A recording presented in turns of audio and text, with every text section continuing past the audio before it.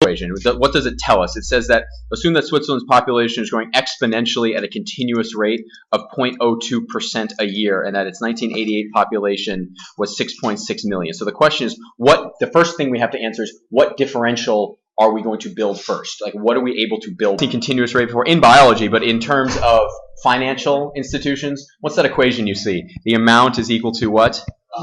PE to the RT. Have you seen that before? A PERT? A PERT right there. Yeah. What does P represent there? Principal. Exactly right. The initial amount in the account.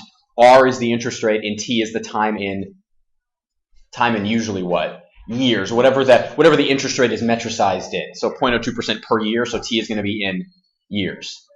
The general differential that starts with, you could start it like this: 1 over P. If someone had looked this up, you would have found this. This is how you write it in as a differential equation. If you go through and do the work and integrate, what do you end up with? You end up with an equation that is in this form right here. But if you just want to start here, this is fine. That is the continuous interest rate, correct? But we're not talking about amounts or principal. We're talking about a population. So like the population at time t is going to be the initial population times e to the RT. In this case, what is R? 0.0. R is 0.02, right? It's 2%? Oh, 2 zeros. Thank you. That is absolutely correct because it's 0.02%. Absolutely. And excellent. What's our P not going to be? 6.6. 6.6. So we're talking about in millions here. That's fine. Excellent. Okay, so we know that P of T is going to be 6.6 times e to the 0.002 times t. Does this work? Well, when t is 0, what does t0 correlate to? 19 what? Is it 88? Yeah, the first year, 1988. Well, that works because what is e to the 0? 1. 1 times 6.6, we're there. Exactly. So it's asking us for, write an expression for the population as a function of t here. Let t equal 0 equal 1988. Absolutely. Now, if you want, this is in millions, keep in mind, right?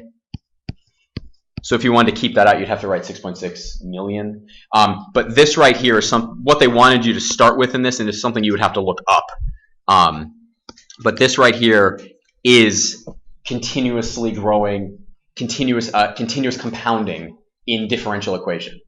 So the only thing that would change right here is if you had a population that was growing at a rate of 7%, it would be 0.07. That's the only thing that changes. When you integrate this, you end up with this right here, which we can do if you want, which we probably should do. Yes? When they give you a rate in a problem, yes, it's equal to the equation, like that's equal to k times 1 minus p over L. Is that what? I'm sorry. Is this what we have to do if we wanted to get to the anti-differentiation phase? Separate. So we know that 1 over p dp is equal to 0.002 dt, right? Okay. If we integrate both sides, what do we end up with? ln of p is equal to what? 0.002 times t plus c. But what are we trying to isolate? Yeah, so we know that e to the 0.002 t plus what? C is equal to what? P. It's equal to P. That's correct. And what do you usually see that as? P is equal to K times e to the 0.002 t, like that, because it's e to the c. They change it into K. But then what do you need for your initial condition? You know that when t is equal to 0, well, t naught is actually accurate. When t is equal to 0, we know that the population was equal to what? 6.6, right? So that tells us that K is equal to 6.6. So you end up with P of T is equal to 6.6 times 10 to the 6 because it's millions times e to the 0.002 t.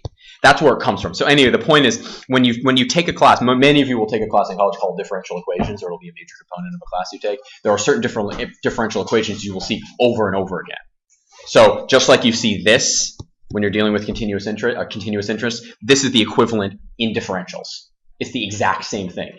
Which one's a little easier to write? Well, it's a little easier to write. 1 over the population. You know, basically what that says is the rate of change of the population is inversely proportional to the population itself. It's kind of cool.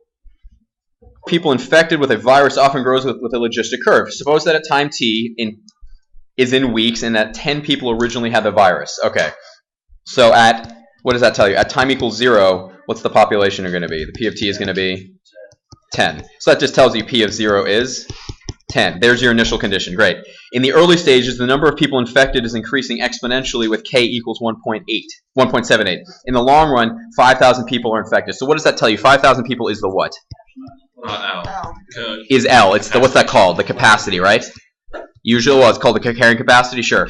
Find a logistic function to model the number of people infected. Equal, what do we know? L is 5,000, right? Over 1 plus A e to the what? Do we know what negative K is? Yes. Yeah, we know what it tells us, right? So it's going to be negative 1.78 times T. So what's the only thing we need to figure out now? A. We need to figure out A. And what was that formula for A? And this is just something you need to remember. L minus P naught over P naught. Exactly. So that's going to be, in this case, 5,000 minus what? 10 over. That's 500. Isn't it 5,000? 5,000. I think it's 5,000, right? 500. Oh, no, I didn't. 5,000.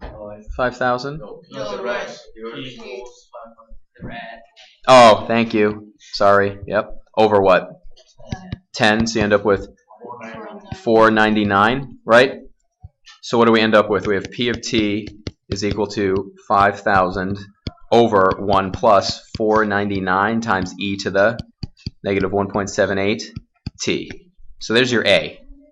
That's your first. Understand what it's asking. Estimate the length of time until the rate at which people are becoming infected starts to decrease. So essentially, what do you need to find of this graph? You need to find the what, Jesse? Yes. And the inflection point is going to happen at half of the limiting value, the carrying capacity, right? So what's the carrying capacity of this thing going to be? 2,500. Well, the carrying capacity is 5,000, right? So the point. Yeah, so you want to know, like, what time is it when this is true? 2,500 equals 5,000 over 1 plus 499 e to the negative 1.78 t, right? You want to know when it gets there? And it happens at about, anybody find it? Yeah. What is it? Yeah, it's 3.5. Yeah, it is 3.5. How do you know it's exactly? Everything that we're doing on the test. Correct. Okay, so the stuff that we can cross off, the stuff that is definitely not going to be on the assessment, will be on the stuff on Tuesday, though. That's going to be, you have no 7.7, no 11.3, no 11.7. So everything here, this right here is your Tuesday exam, right there.